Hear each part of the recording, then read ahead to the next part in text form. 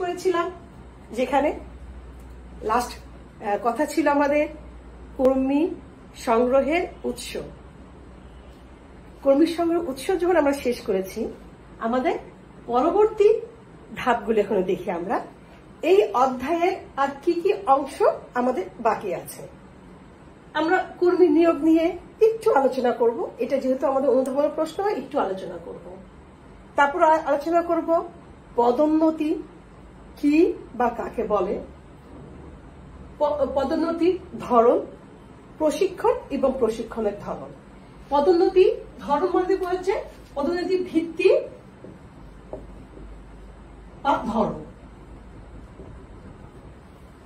আমরা কিন্তু একটা একটা করে আমাদের পাঠক্রমে চলে যাই। আমাদের কিন্তু বলা হয়েছে আমরা শুধু ক্লাস করব না, আমরা কিন্তু ক্লাস করব, গল্প করব, আপনাদের সাথে মতামত বিনিময় করব। তোমাদের মনে পড়া সংক্রান্ত যত প্রশ্ন আছে সমস্ত প্রশ্ন করে আপনাকে কিন্তু বিরক্ত করতে হবে, কমেন্টস করে আপনাকে বিরক্ত করতে হবে। আমরা প্রথমে যাই আমরা কর্মী নিয়োগ। কাল কিন্তু আমরা পড়েছিলাম কর্মী সংগ্রহের উৎস থেকে, বিভিন্ন উৎস সম্পর্কে আমরা জেনেছি, কর্মী নির্বাচন সম্পর্কে আমরা জেনেছি, এবং নিয়োগে এসে আমরা দেখব যখন বিভিন্ন উৎস থেকে কর্মী সংগ্রহ করার সিদ্ধান্ত হয় এবং কর্মী নির্বাচন করা হয়, তখন কিন্তু লিখিতভাবে সেই কর্মীকে জানানো হয় এই প্রতিষ্ঠানে উক্ত পদের জন্য তুমি নির্বাচিত হয়েছ। লিখিতভাবে জানানো হয় অথবা মৌখিকভাবে।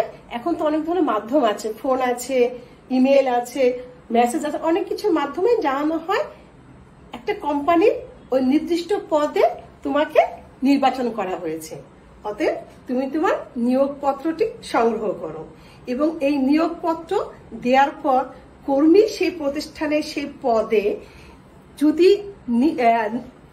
আগ্রহ বোধ করে নিয়োগপ্রাপ্ত হওয়ার জন্য সে সশরীরে এসে অথবা নিয়োগপত্র সংগ্রহ করে এসে প্রতিষ্ঠানে নিয়োগদান করবে। এবং নিয়োগদানের জন্য ওই পত্রের ভিতরে কিন্তু তারিখ লিখা থাকবে এবং নিয়োগদানের পত্রের ভিতরে কিন্তু কোম্পানির তরফ থেকে কিছু সুযোগ সুবিধাও কিন্তু উল্লেখ থাকবে, যে তুমি যদি নিয়োগ প্রাপ্ত হও এবং নিয়োগ দান করো, তোমাকে কিন্তু কোম্পানি এই ধরনের সুযোগ সুবিধা দিয়ে থাকবে।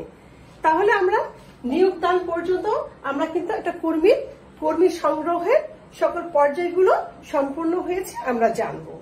এখন আমরা জানব পদোন্নতি।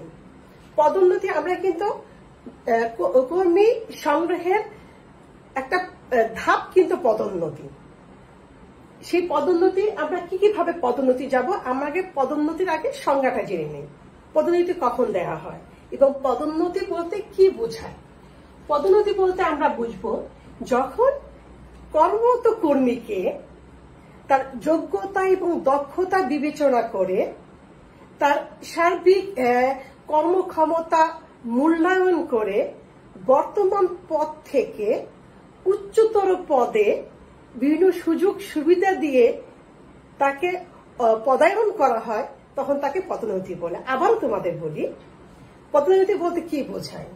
মনে করো একজন কর্মী অ্যাসিস্ট্যান্ট ম্যানেজার হিসাবে কর্মরত আছে এবং এই অ্যাসিস্ট্যান্ট ম্যানেজার কর্মরত থাকা অবস্থায় যদি মনে করে প্রতিষ্ঠান এই কর্মী যথেষ্ট যোগ্য, দক্ষ এবং প্রতিষ্ঠানের প্রতি তার যথেষ্ট আনুগত্য আছে, তার শুধু শ্রম দিয়েছে, তখন প্রতিষ্ঠান ওই সহকারী ম্যানেজারকে বিভিন্ন সুযোগ সুবিধা দিয়ে যোগ্যতা দক্ষতা বিবেচনা করে তাকে কিন্তু পদোন্নতি দিয়ে ম্যানেজার করা হবে। সহকারী ম্যানেজার থেকে ম্যানেজার করা হয়েছে। এই যে বর্তমান পদ থেকে উচ্চতর পদে দেয়া এবং এই নতুন পদ আরোহণ করার পর তার কিন্তু বিশেষ কিছু সুযোগ সুবিধা প্রতিষ্ঠান দেবে। সেই সুযোগ সুবিধার ভিতরে আছে তার বেতন বা মজুরি পরিমাণ বেড়ে যাবে, তার পদবিটা পরিবর্তন হবে, অনেক সময় তার বসার চেয়ার বা রুমটাও পরিবর্তন হয়। এই ক্ষেত্রে যেটা হয় যে পদোন্নতির মাধ্যমে যে কর্মী নতুন উচ্চতর পদ পেল, সে মানসিকভাবে কিন্তু সে 100% স্যাটিসফাইড বা সন্তুষ্টি অর্জন করে যে আমি যে যোগ্যতা এবং দক্ষতা অনুযায়ী কাজ করেছি বলে কিন্তু প্রতিষ্ঠান সকল কিছু মূল্যায়ন করে আমাকে উচ্চতর পদ দিয়েছে।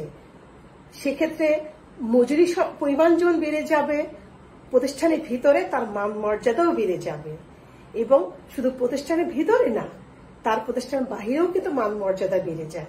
সবচেয়ে বড় কথা হলো সেই কর্মী পদোন্নতি পাওয়ার পর যে সুযোগ সুবিধা ভোগ করছে, সেই সুযোগ সুবিধার বিনিময়ে প্রতিষ্ঠানকে সে আগের চেয়ে অনেক বেশি আপন মনে করবে এবং আরো বেশি দক্ষতা এবং যোগ্যতা অনুযায়ী কাজ করার জন্য আগ্রহ বোধ করবে।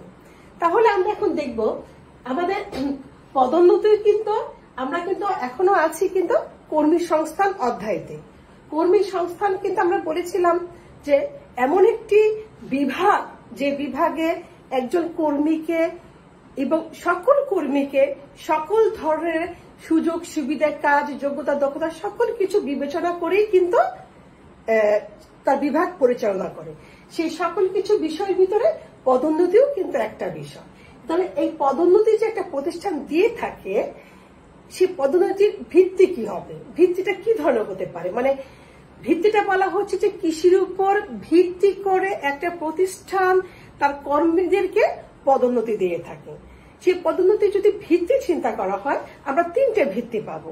একটা হচ্ছে আমরা বলছি পদোন্নতির ভিত্তি, আমরা বলছি পদোন্নতির ভিত্তি। পদোন্নতির ভিত্তি হচ্ছে তিনটা ভিত্তি আছে। পদোন্নতির ভিত্তি তিনটা। একটা হচ্ছে জ্যেষ্ঠত্বের ভিত্তিতে,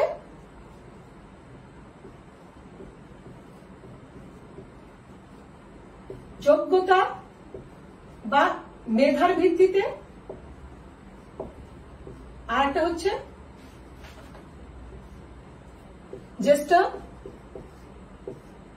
জ্যেষ্ঠত্ব ও মেধার ভিত্তিতে। আমরা কি বলছি, পদোন্নতির ভিত্তি বলতে আমরা তিনটে ভিত্তি পেয়েছি।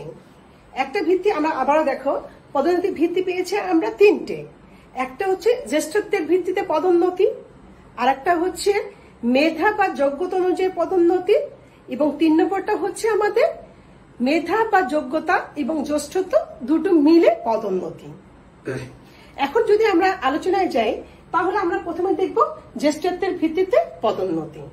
মানে একটা প্রতিষ্ঠান কখন জ্যেষ্ঠত্বের ভিত্তিতে পদোন্নতি দিয়ে থাকে, যখন একজন কর্মীকে, একটু খেয়াল করে শোনো, জ্যেষ্ঠত্বের ভিত্তিতে পদোন্নতি বলতে বোঝায় যখন একটা প্রতিষ্ঠান কোনো কর্মীকে পদোন্নতি দেওয়ার সময় তার কর্মরত থাকার মেয়াদকাল বিবেচনা করা হয়, অথবা কত সময় ধরে যে কর্মরত প্রতিষ্ঠানে আছে সেই সময়টা বিবেচনা করা, কত বছর, কত সময়, সর্বোপরি তার কার্যক্রম কত বছরের, কত সময় বা মেয়াদটা বিবেচনা করা হয়। সেই বিবেচনা করে যখন কোনো ব্যক্তিকে পদোন্নতি দেওয়া হয়, তখন সেটাকে বলবো আমরা জ্যেষ্ঠত্বের ভিত্তিতে পদোন্নতি, যাকে বলা হয় বড় অথবা সিনিয়র বেসিসে পদোন্নতি। বড় বা সিনিয়র বেসিসে পদোন্নতি। আবারও তোমাদের বলি, একটা প্রতিষ্ঠান যখন পদোন্নতি দেওয়ার সময় কোনো কর্মীকে তার কর্মরত মেয়াদকাল বা সময়কে বা বছরকে বিবেচনা করে পদোন্নতি দিয়ে থাকে, তখন সে পদোন্নতির ধরনটাকে বলা হয় জ্যেষ্ঠত্বের ভিত্তিতে পদোন্নতি। সেই ক্ষেত্রে এই কর্মীকে শুধু তার প্রতিষ্ঠানে কবে কর্মরত ছিল এবং কত বছর বা কত সময় যাবৎ কর্মরত আছে, সেই বিষয়টাকে সামনে রেখে প্রাধান্য দিয়েই কিন্তু একজন কর্মীকে পদোন্নতি দেওয়া হয়। সেখানে তার যোগ্যতা, মূল্যায়ন, কর্মদক্ষতা অথবা তার প্রশিক্ষণ, শিক্ষাগত যোগ্যতা, অনেক কিছু বিষয়গুলোকে সেখানে অবহেলা করা হয়। যে বিষয়টাকে সামনে রেখে পদোন্নতি দেওয়া হয়, সে বিষয়টা হচ্ছে তার কর্মরত থাকার কার্যকাল বা মেয়াদ। এবং এই ক্ষেত্রে যেটা হয় যে একজন কর্মীর যোগ্যতা বিবেচনায় শুধুমাত্র তার কার্যকালকে বা মেয়াদকে বিবেচনা করা হয়। এটা হচ্ছে আমাদের জ্যেষ্ঠত্বের ভিত্তিতে পদোন্নতি। তারপরে দ্বিতীয় পর্যায়ে আছে আমাদের মেধা বা যোগ্যতার ভিত্তিতে পদোন্নতি। অনেক সময় কি হয় যে একই পর্যায়ে একটা বড় প্রতিষ্ঠানে একই পর্যায়ে একই পজিশনে অনেক ধরনের কর্মী কাজ করে, সেটা যোগ্যতা এবং মেধার ভিত্তিতে যখন পদোন্নতি দেওয়া হয় তখন আমরা প্রথম পর্যায়ে যে আলোচনা করেছিলাম জ্যেষ্ঠত্বের ভিত্তিতে, সেখানে দেখা গেল যে মোস্ট সিনিয়র বা অথবা জ্যেষ্ঠতার কিছু ব্যক্তিরাও একই কাজ করছে, নতুন জয়েন করে বা নতুন ভাবে নিয়োগপ্রাপ্ত হয়েও কোনো কর্মী একই ধরনের কাজ করছে। যখন প্রতিষ্ঠানের ঊর্ধ্বতন কর্তৃপক্ষ মনে করে পদোন্নতি দেওয়ার দরকার হবে, তখন প্রতিষ্ঠানের ব্যবস্থাপক বা ঊর্ধ্বতন কর্তৃপক্ষ এই ক্ষেত্রে কর্মী কবে নিয়োগদান প্রাপ্ত হয়েছে, কত বছর যাবৎ কাজ করছে, অথবা কোন কর্মী সাথে ব্যবস্থাপকের সম্পর্ক কি, এগুলি কোনো কিছুই বিবেচনা না করে যে কর্মী যোগ্যতা এবং দক্ষতা প্রদর্শন করতে পেরেছে, শিক্ষাগত যোগ্যতা দিয়ে, প্রশিক্ষণ দিয়ে, কর্মদক্ষতা দিয়ে, তারপর ন্যায়পরায়ণতা দিয়ে, প্রতিষ্ঠানের প্রতি একাগ্রতা দিয়ে, সেই কর্মীকে তার যোগ্যতা এবং মেধার ভিত্তিতে পরে নিয়োগপ্রাপ্ত হলেও তাকে কিন্তু পদোন্নতি দিয়ে একটা উচ্চতর পদে দেয়া হয়। আমরা আবারও বলছি, আমাদের প্রথম পদোন্নতির ধাপটা ছিল আমাদের জ্যেষ্ঠত্বের ভিত্তিতে পদোন্নতি। এখানে হলো একটা কর্মী নিয়োগদানের মেয়াদকালকে বিবেচনা করে পদোন্নতি দেওয়া হয়েছিল। সেখানে কর্মীর যোগ্যতা দক্ষতা এত দিন যাবৎ, এত কাল যাবৎ যে কাজ করেছে, তার যোগ্যতা দক্ষতা, তার অন্যান্য প্রশিক্ষণ বা কর্মপরায়ণতা কোনো কিছু বিবেচনা না করে মেয়াদকাল বিবেচনা তাকে পদোন্নতি দেওয়া হয়েছিল।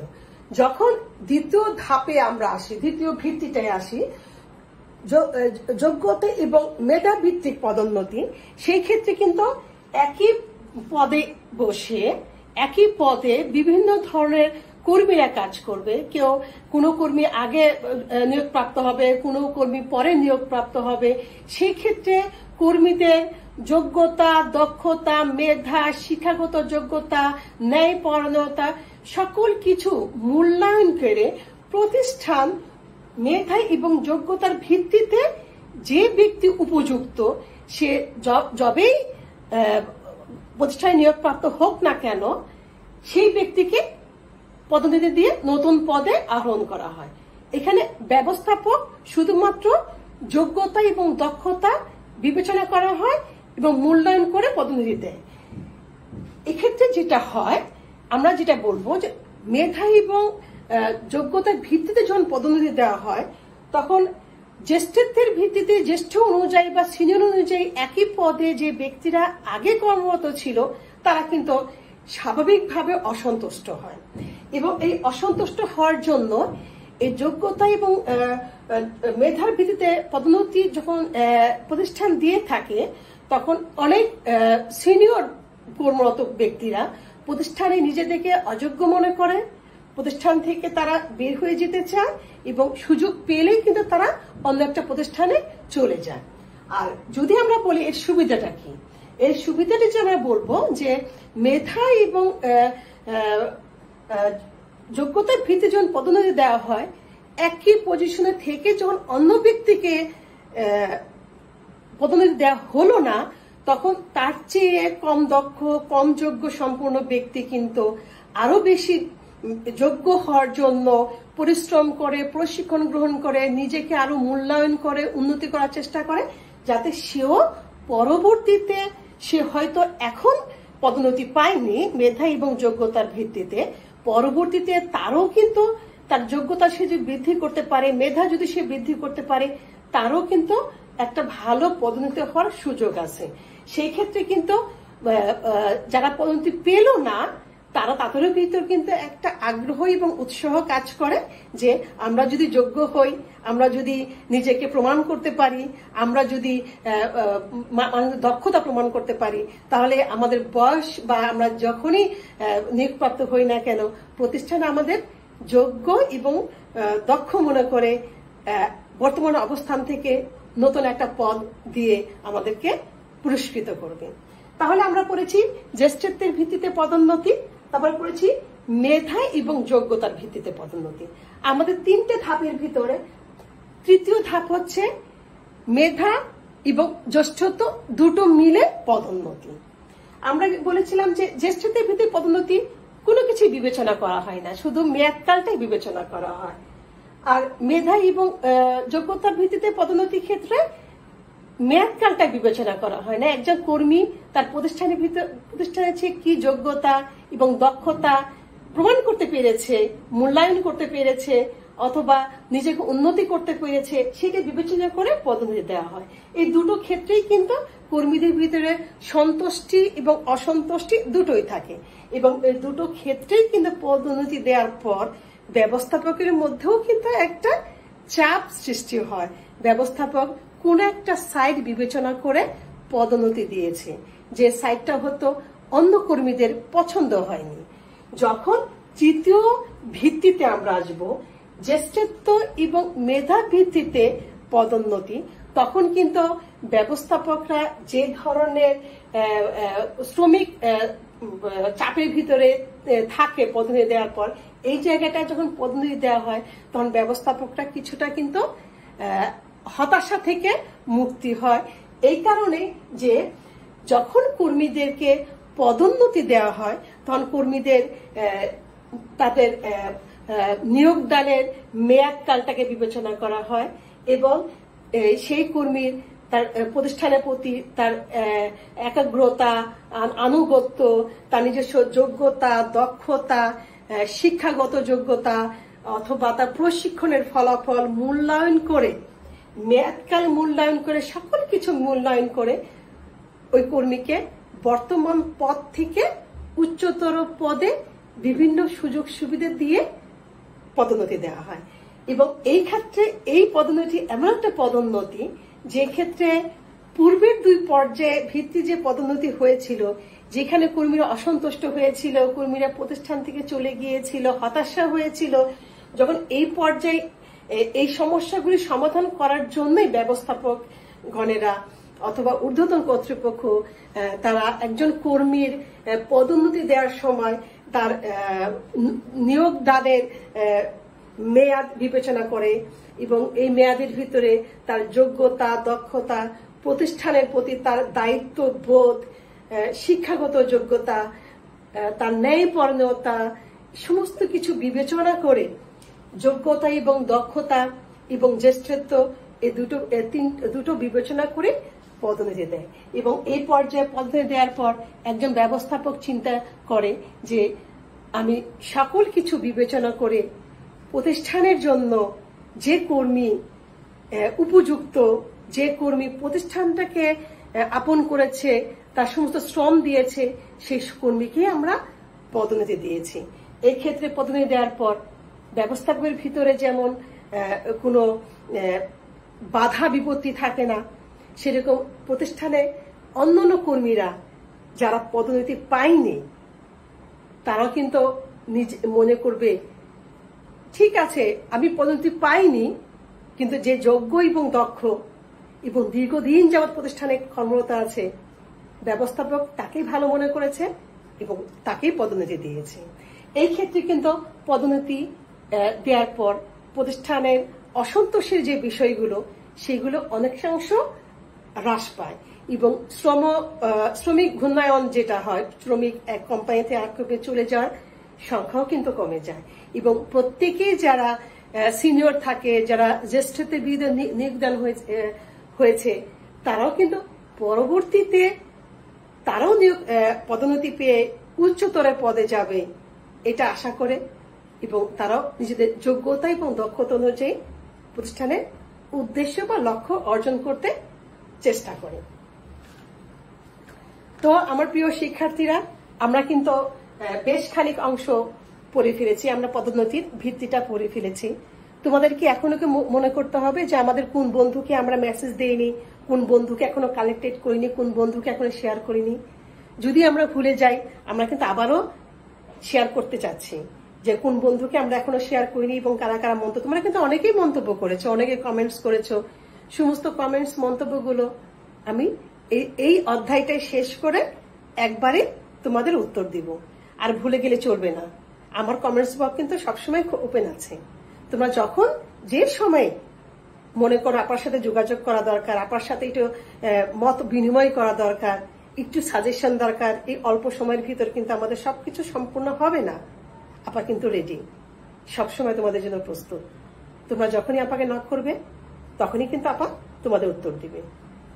তো বাংলাদেশের বিভিন্ন প্রান্ত থেকে, বিভিন্ন কলেজ থেকে যারা কানেক্টেড হয়েছ তাদেরকে ধন্যবাদ।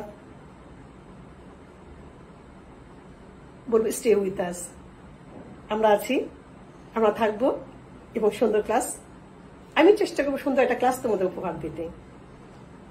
আমরা এখন আমাদের ক্লাসরুমে আবার চলে যাই।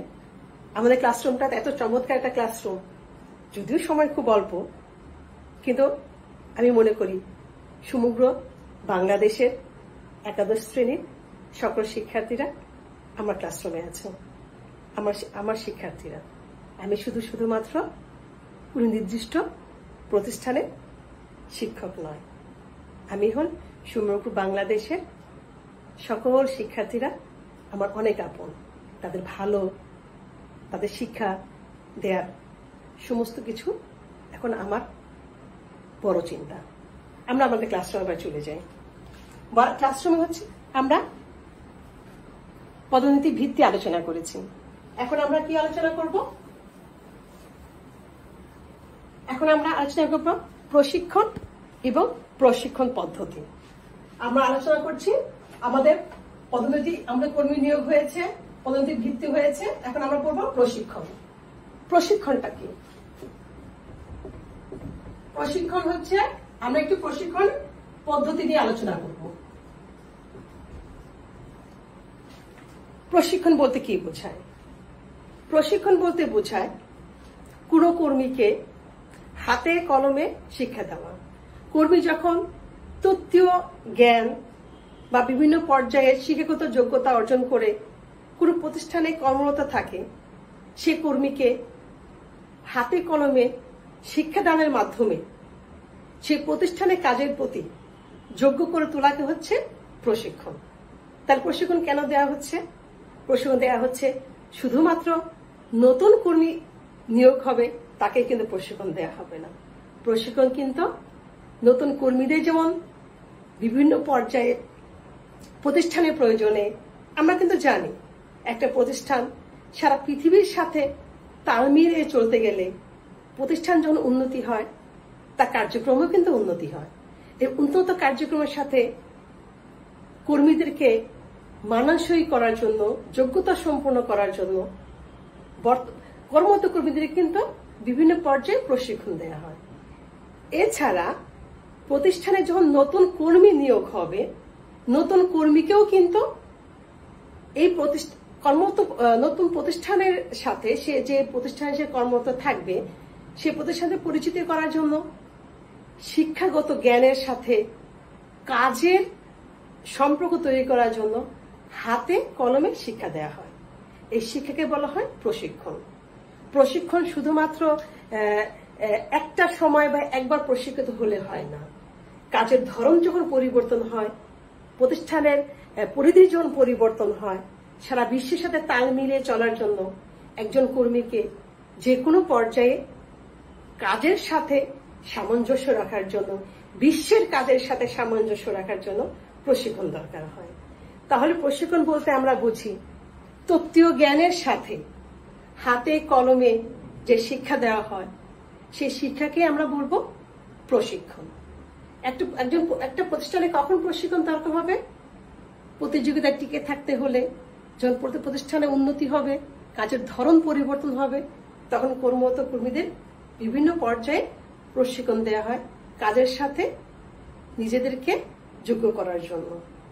সে যদি প্রশিক্ষিত হয়, প্রশিক্ষণ দেওয়া হয়, সে নিজেকে যোগ্য মনে করবে, তার মানসিকতা উন্নতি হবে, প্রতিষ্ঠানে কাজ করতে সে আগ্রহী বোধ করবে এবং এছাড়া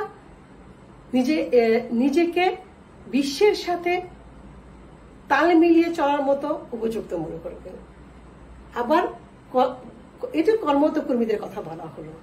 যদি প্রতিষ্ঠানে নতুন কর্মী নিয়োগ হয় সেক্ষেত্রে কিন্তু প্রশিক্ষণের বিষয় থাকে। সেক্ষেত্রে নতুন কর্মীকে প্রতিষ্ঠানের সাথে পরিচিতি করার জন্য, কাজের সাথে পরিচিত করার জন্য বিভিন্ন পদ্ধতিতে প্রশিক্ষণ দেওয়া হয়ে থাকে।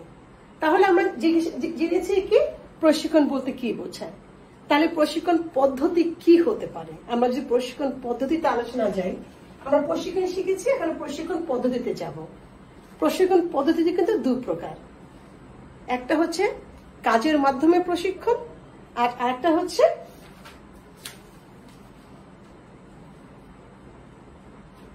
কাজের বাহিরে প্রশিক্ষণ। আমরা কি বলেছি, একটা প্রতিষ্ঠানে দুই ধরনের প্রশিক্ষণ হয়, একটা হচ্ছে কাজের মাধ্যমে, আমরা দুইটা ধরনটা লিখি, একটা হচ্ছে কাজের মাধ্যমে, আরেকটা হচ্ছে কাজের বাহিরে প্রশিক্ষণ। কাজের বাহিরে প্রশিক্ষণ, আমরা কাজের মাধ্যমে প্রশিক্ষণ এবং কাজের বাহিরে প্রশিক্ষণ, দুটো প্রশিক্ষণ কিন্তু অনেকগুলো মাধ্যম আছে।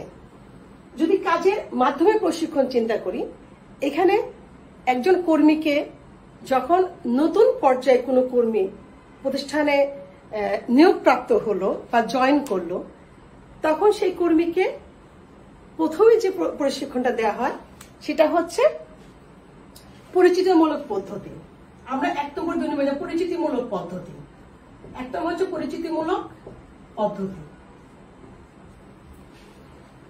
দুই নম্বর হচ্ছে শিক্ষানবিশ পদ্ধতি, দুই নম্বর হচ্ছে শিক্ষানবিশ পদ্ধতি,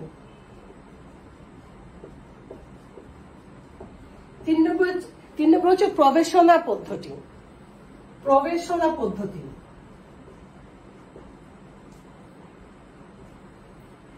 আমরা কি বলছি, আমরা কাজের মাধ্যমে একজন কর্মীকে যে প্রশিক্ষণ দেয়া হয়, প্রথম হচ্ছে আমাদের পরিচিতিমূলক পদ্ধতি, দুই নম্বর হচ্ছে শিক্ষানবিশ পদ্ধতি, তিন নম্বর হচ্ছে প্রবেশনা পদ্ধতি, চার নম্বর হচ্ছে কোচিং পদ্ধতি,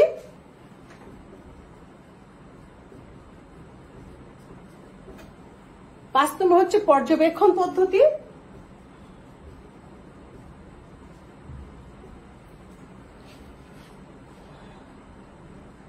ছয় নম্বর হচ্ছে স্থলাভিষিক্তকরণ পদ্ধতি।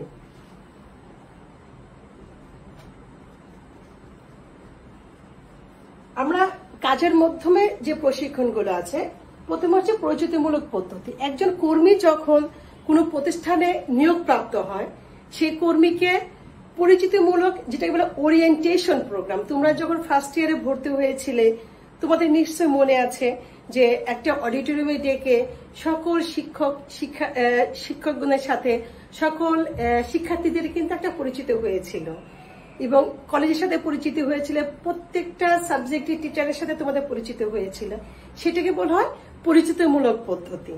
একজন কর্মী যখন কোনো প্রতিষ্ঠানে কর্মরত থাকে, সেই কর্মীকে প্রতিষ্ঠানের বিভিন্ন বিভাগে ঘুরিয়ে প্রতিষ্ঠানের অন্যান্য কর্মীদের সাথে পরিচিত হয় এবং প্রতিষ্ঠানের বিভিন্ন ধরনের কাজ, নীতি, পদ্ধতি, প্রক্রিয়া এগুলোর সাথেই পরিচিত হয়।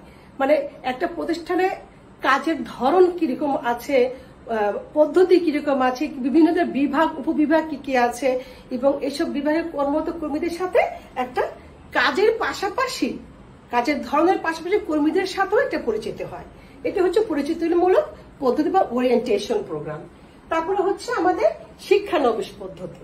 শিক্ষানবিশ পদ্ধতি হচ্ছে একটা নির্দিষ্ট সময় বা নির্দিষ্ট মেয়াদ অনুযায়ী কোনো দক্ষ বা যোগ্য কর্মী অথবা কর্মকর্তা একটা চুক্তি অনুযায়ী নির্দিষ্ট মেয়াদের জন্য কিছু কারিগরি শিক্ষা বা শৈল্পিক শিক্ষার জন্য যে প্রশিক্ষণ দেওয়া হয় সেটাকে বলা হচ্ছে শিক্ষানবিশ পদ্ধতি। আবারও বলি, শৈল্পিক এবং কারিগরি শিক্ষা দেওয়ার জন্য চুক্তিভিত্তিক কোন যোগ্য এবং দক্ষ কর্মকর্তা যখন কিছু সংখ্যক নতুন কর্মী তৈরি করার জন্য কারিগরি শিক্ষা বা শৈল্পিক শিক্ষা দেওয়া হয় সেটাকে বলা হয় শিক্ষানবিশ পদ্ধতি। আমরা কিন্তু বলছি কারিগরি শিক্ষা এবং শৈল্পিক শিক্ষা, এটা কিন্তু চুক্তি ভিত্তিতে হয়ে থাকে।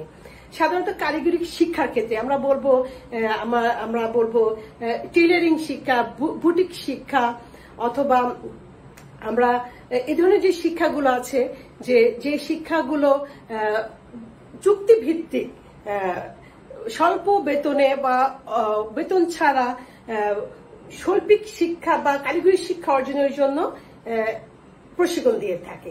এবং প্রশিক্ষণ প্রাপ্ত হয়ে এই কর্মী যে ওই প্রতিষ্ঠানে কর্মরত থাকবে তা কিন্তু না।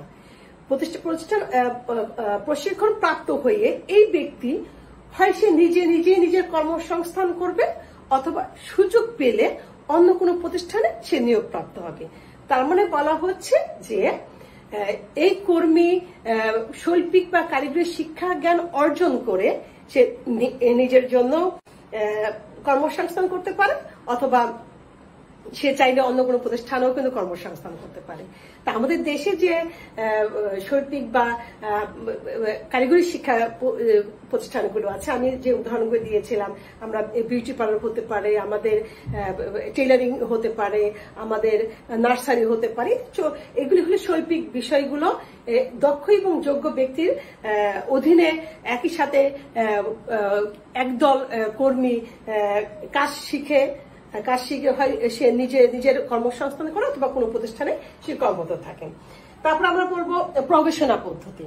প্রবেশনা পদ্ধতি হচ্ছে যেটা আমাদের দেশে বিভিন্ন সংস্থাগুলো, যে আমাদের ব্যাংকগুলোতে অথবা বিভিন্ন প্রতিষ্ঠানগুলোতে যখন বিভিন্ন প্রক্রিয়ার মাধ্যমে আবেদনপত্র জমা বিভিন্ন প্রক্রিয়ার মাধ্যমে নিয়োগপ্রাপ্ত হয়, তখন কিন্তু সেই কর্মীকে সেই প্রতিষ্ঠানের কাজের সাথে পরিচিত করার জন্য প্রবেশনা পদ্ধতি খুবই পরিচিত আমাদের দেশে। এবং এই প্রবেশনা পদ্ধতিতে একজন যোগ্য এবং দক্ষ ঊর্ধ্বতন কর্তৃপক্ষ সে কিছু সংখ্যক নতুন নিযুক্ত কর্মীদের প্রশিক্ষণ দিয়ে থাকে।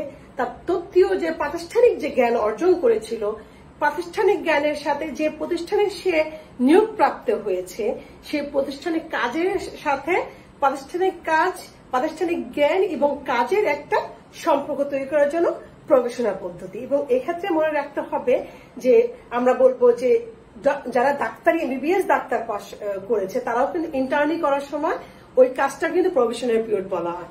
যারা বিভিন্ন ইউনিভার্সিটি থেকে পাশ করে বিভিন্ন ব্যাংক বা বিভিন্ন প্রতিষ্ঠানে জয়েন করবে, তারা যখন নিয়োগপ্রাপ্ত হয় তারাও কিন্তু এই প্রবেশনারি সময়টা পার করে। এবং এই সময়টা কোনো প্রতিষ্ঠানের জন্য 3 মাস, কোনো প্রতিষ্ঠানের জন্য 6 মাস, এরকম কিন্তু তারা তথ্য জ্ঞানের সাথে প্রতিষ্ঠানের যে কাজগুলো আছে সেই কাজের সাথে সম্পর্ক, একটা সরাসরি সম্পর্ক তৈরি করে। এবং এই প্রবেশনারি পিরিয়ডে প্রবেশনারি শিক্ষকগণ থাকে প্রতিষ্ঠানের ঊর্ধ্বতন কর্তৃপক্ষ, যারা এই নতুন কর্মীদেরকে যোগ্য এবং দক্ষ করার জন্য সর্বাত্মকভাবে তার নিজস্ব যোগ্যতা এবং দক্ষতা অনুযায়ী প্রতিষ্ঠানের কাজ সম্পর্কে একটা পরিচিত করে দেয়। তা আমরা যেটা বললাম যে পরিচিতিমূলক, শিক্ষানবিশ এবং প্রবেশনার, আমার 3টা পদ্ধতি। একটা কোচিং বলতে আমরা কি বুঝি? কোচিং বলতে আমরা বুঝি কোন নির্দিষ্ট কাজ, যারা সাধারণত প্রফেশনাল, যারা HR এ কাজ করে অথবা বিভিন্ন পর্যায়ে বড় বড় পোস্টে যারা কাজ করে, তাদের কিন্তু মানে পুরো দিন একটা কোচিং হয়। কোচিং এর কোন একটা বিষয় সম্পর্কে কিন্তু তাদের ট্রেনিং দেওয়া হয়। মনে করো যে তোমাদের যারা আমার মনে আছে দীর্ঘ বছর আগে, মানে 5-6 বছর আগে, যখন এইচএসসি লেভেলে এসে সৃজনশীল পদ্ধতি চালু হয়েছিল, তখন আমাদের শিক্ষকগণ কিন্তু পুরো দিন সরকারি এবং বেসরকারি পর্যায়ে সৃজনশীল সম্পর্কে একটা কোচিং হয়েছিল। সেই কোচিং থেকে কিন্তু আমরা সৃজনশীল পদ্ধতি কিভাবে ক্লাস করতে হয়, কিভাবে প্রশ্ন তৈরি করতে হয় সেটা আমরা জেনেছি। এভাবে কিন্তু বিভিন্ন প্রফেশনালদের একটা দিন তার কর্ম জীবন নিয়ে, তার কর্মক্ষেত্র নিয়ে আরো ডেভেলপ, আরো উন্নতির জন্য কিন্তু প্রশিক্ষণ হয়, যেটাকে বলে কোচিং এর পদ্ধতি। তারপরে আমরা বলবো পর্যবেক্ষণ পদ্ধতি।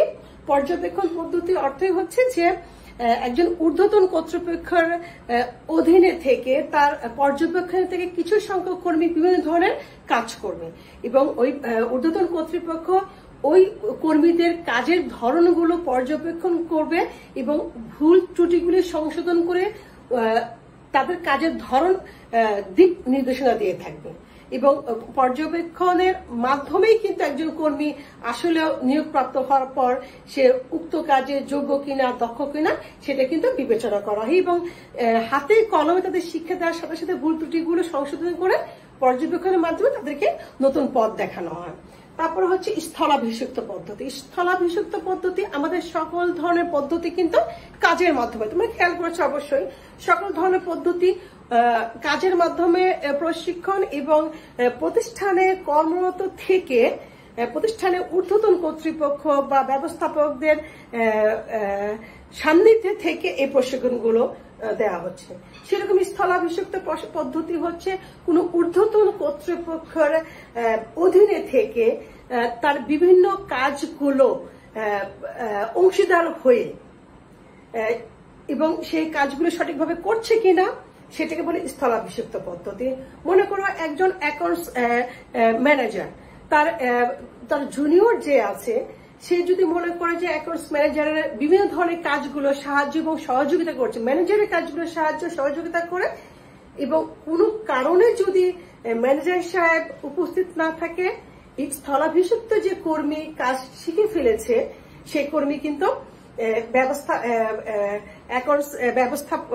ম্যানেজার যদি অনুপস্থিত থাকে তার কাজগুলি করতে পারবে। এটিকে বলি স্থলাভিষিক্ত পদ্ধতি এবং সকল বিষয়গুলো কিন্তু আমরা কাজের মাধ্যমে প্রশিক্ষণ এবং কাজের বাহিরে যে প্রশিক্ষণগুলো থাকতে পারে সেটা হচ্ছে আমাদের বক্তৃতার মাধ্যমে, আমাদের সেমিনারের মাধ্যমে, অধিবেশনের মাধ্যমে এবং বিভিন্ন ঘটনার পরিপ্রেক্ষিতে, এগুলি কিন্তু আমাদের কাজের বাহিরে প্রশিক্ষণ। সেমিনার হতে পারে যে অনেক সময় প্রতিষ্ঠান বছরে একবার দুইবার সেমিনার করে, নির্দিষ্ট সময় নির্দিষ্ট কাজ নিয়ে তারা সেমিনার করে কাজের ধরনটা বুঝিয়ে দেয়। অধিবেশনটাও সেরকম, ঘটনা প্রবাহ বলবো আমরা যে কোন একটা ঘটনা সৃষ্টি করে কিছু কর্মীদেরকে সেই ঘটনা কিভাবে তারা মোকাবেলা করবে, কিভাবে কাজগুলো করবে, কিভাবে কাজগুলো সম্পূর্ণ করবে, একটা ঘটনা তৈরি করে কর্মীদেরকে প্রশিক্ষণ দেওয়া হয়। এছাড়া আরো কিছু আলোচনার মাধ্যমে প্রশিক্ষণ হতে পারে। কোন একটা ঘটনা উপস্থাপন করে বিভিন্ন কর্মীদেরকে সেই ঘটনা বা সেই বিষয়বস্তু সম্পর্কে তার মতামত, সে কি সিদ্ধান্ত নিবে অথবা কি সিদ্ধান্ত হতে পারে সেই বিষয় কিন্তু একটা প্রশিক্ষণ হতে পারে। তবে একটা জিনিস আমরা জানবো যে যখন প্রশিক্ষণ পদ্ধতি শুরু করে কোনো প্রতিষ্ঠান, সে কিন্তু বেশিরভাগ সময় কাজের মাধ্যমেই কিন্তু প্রশিক্ষণ দিয়ে থাকে। কাজের বাহিরে প্রশিক্ষণটা হচ্ছে যে অন্য কোনো প্রতিষ্ঠান যদি ইনভাইট করে অথবা এমন কোনো ঘটনা তৈরি হলো, সেই ঘটনা পরিপ্রেক্ষিতে কর্মরত কর্মীদের মতামত কি থাকবে, সিদ্ধান্ত কি থাকবে, কি পরিকল্পনা নিতে পারে এ বিষয়ে প্রশিক্ষণ হয়। বেশিরভাগ ক্ষেত্রে প্রশিক্ষণ পদ্ধতিটা হয়ে থাকে একটা প্রতিষ্ঠানে কর্মরত কর্মীদের কাজের মাধ্যমে বিভিন্ন পর্যায়ে যোগ্য এবং দক্ষ তৈরি করার জন্য। এবং এটা মনে রাখতে হবে, প্রশিক্ষণই একজন কর্মীকে তার প্রতিষ্ঠানের প্রতি দায়িত্বশীল করে, সহনশীল করে, ন্যায়পরায়ণ করে এবং প্রতিষ্ঠানই প্রশিক্ষণের মাধ্যমে একজন কর্মীর মানসিকতা উৎকৃষ্ট হয়, মনোবল বৃদ্ধি পায় এবং সে নিজেকে অন্যান্য কর্মীদের মতো যোগ্য এবং দক্ষ মনে করে এবং প্রতিষ্ঠানের কাজের প্রতি আরো বেশি সিনসিয়ার থাকে। এখন আমরা কি বলেছিলাম, আমরা দুটো ক্লাস কিন্তু সম্পন্ন করেছি। আমরা ব্যবস্থাপনা দ্বিতীয় পত্রের ৫ম অধ্যায় কর্মী সংস্থান নিয়ে দুটো ক্লাস করেছি। প্রথম ক্লাসটাতে আমাদের ছিল গতকাল, আর আজকে হলো আমাদের বাকি অংশটুকু। আমরা কিন্তু বলেছিলাম যে আমরা পুরো অধ্যায়টাই শেষ করে প্রশ্ন পদ্ধতি নিয়ে কিন্তু আমরা আলোচনা করব। তো আমরা একটু আমার প্রিয় শিক্ষার্থীরা, আমি জানি তোমাদের সকলের সামনে খাতা আছে, বইও আছে, প্রত্যেকে একটু নোট করো কোন বিষয়গুলোর উপর আমাদের বেশি প্রশ্ন হয়। আমরা কিন্তু বলেছিলাম অনুধাবন প্রশ্ন যেগুলো হয়, কর্মী সংস্থান বলতে কি বুঝো বা বোঝায়, কর্মী নির্বাচন বলতে কি বুঝো বা বোঝায়। আমি আবারও বলি, অনুধাবন প্রশ্নগুলো আবার দেখি। কর্মী সংস্থান বলতে কি বুঝো বা বোঝায়, জ্ঞানের প্রশ্ন বা অনুধাবন প্রশ্ন। কর্মী সংগ্রহ বলতে কি বুঝো বা বোঝায়, কর্মী নির্বাচন বলতে কি বুঝো বা বোঝায়। এগুলো আমাদের অনুধাবনের প্রশ্ন বা জ্ঞানের প্রশ্ন। উদ্দীপক যে বিষয়গুলো আছে, তোমরা যখন বোর্ডে প্রশ্ন দেখবে সেখানে দেখবে যে এই অধ্যায়গুলো থেকে সবচেয়ে বেশি উদ্দীপক তৈরি হয় আমাদের, একটু নোট করো, কর্মী সংগ্রহের উৎস থেকে। উদ্দীপকটা এমন, নতুন কর্মী নিয়োগ দেয়া হয়েছে, উৎস কোনটি ছিল। আবারও বলছি, আমরা গতকাল কর্মী সংগ্রহের উৎস নিয়ে ক্লাস করেছি। সেখানে কর্মী সংগ্রহের উৎস থেকে কিন্তু আমাদের উদ্দীপক তৈরি হয়, এবং উদ্দীপকটা এমন যে গয়ের প্রশ্ন, উদ্দীপকে তো গয় এবং ঘয়ের দুটো প্রশ্ন থাকে। গয়ের প্রশ্ন থাকবে XYZ কোন কোম্পানি কোন উৎস থেকে কর্মী সংগ্রহ করেছিল, আবার ঘয়ের প্রশ্ন থাকে যে ABC কোম্পানি কোন উৎস থেকে কর্মী সংগ্রহ করেছিল। আমাদের কর্মী সংগ্রহ উৎস থেকে প্রশ্ন তৈরি হয়। পরবর্তী যে প্রশ্নগুলি হয় আমরা বলবো যে পদোন্নতির ভিত্তি। পদোন্নতির ভিত্তি কিন্তু 3টা, এবং এটা খুবই খুবই গুরুত্বপূর্ণ। পদোন্নতির ভিত্তি থেকে আমাদের উদ্দীপক তৈরি হয়। উদ্দীপকের আমি 3টা অংশ বলছি। একটা বলছি আমরা কর্মী সংগ্রহের উৎস, উদ্দীপক তৈরি হয়। দ্বিতীয় বলছি আমরা পদোন্নতির ভিত্তি, এখান থেকে আমরা উদ্দীপক তৈরি হয়। এখানে আমরা পড়েছি জ্যেষ্ঠত্বের ভিত্তিতে পদোন্নতি, মেধা এবং যোগ্যতার ভিত্তিতে পদোন্নতি, এবং জ্যেষ্ঠত্ব এবং মেধার ভিত্তিতে পদোন্নতি। এই 3টা ভিত্তি যে আছে, যে কোনো একটা থেকে অথবা যে কোনো দুটো থেকে কিন্তু আমাদের উদ্দীপক তৈরি হতে পারে।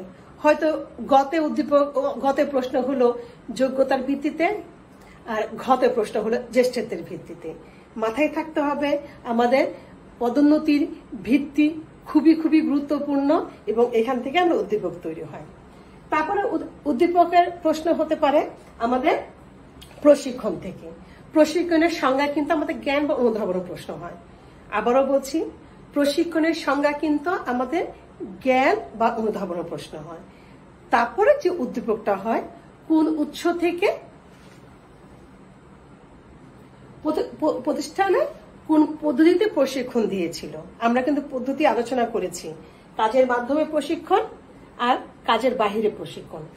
বেশিরভাগ ক্ষেত্রে আমরা দীর্ঘ সময় প্রশিক্ষণ পদ্ধতির যে প্রশ্নগুলি আমরা বিবেচনা করেছি, তাতে দেখা গেছে কাজের মাধ্যমে প্রশিক্ষণ থেকে আমাদের বেশি প্রশ্ন তৈরি হয়। যেমন প্রফেশনাল পদ্ধতি, শিক্ষানবিশ পদ্ধতি, এই পদ্ধতিগুলি কিন্তু খুবই গুরুত্বপূর্ণ। তাহলে আমরা জেনেছি আমাদের ব্যবস্থাপনা 2য় পত্রে 5ম অধ্যায় কর্মী সংস্থান অধ্যায়টি কিন্তু আমরা শেষ করেছি, এবং আমরা সেই অধ্যায়ের কি কি প্রশ্ন হতে পারে সেগুলো জন্য আলোচনা করেছি। আশা করি আমাদের প্রিয় শিক্ষার্থীরা প্রত্যেকে তোমরা খাতা এবং কলম সামনেই ছিল, প্রশ্নের ধরনগুলি কি হবে তোমরা অবশ্যই লিখে ফেলেছ। তারপরেও যদি তোমরা কেউ মিস করো